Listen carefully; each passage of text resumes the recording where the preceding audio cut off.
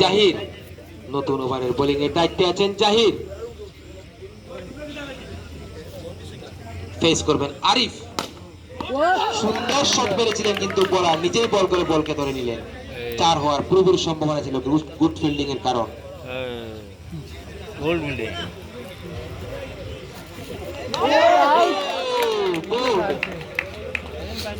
আরিফ ওনাকে বোল্ড হয়ে বিপিনের বাইরে আসতে হলো। একটি উইকেট নিজের নামে করে নিলেন জাহির।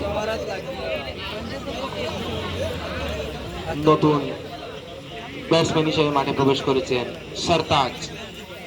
ফেস করবেন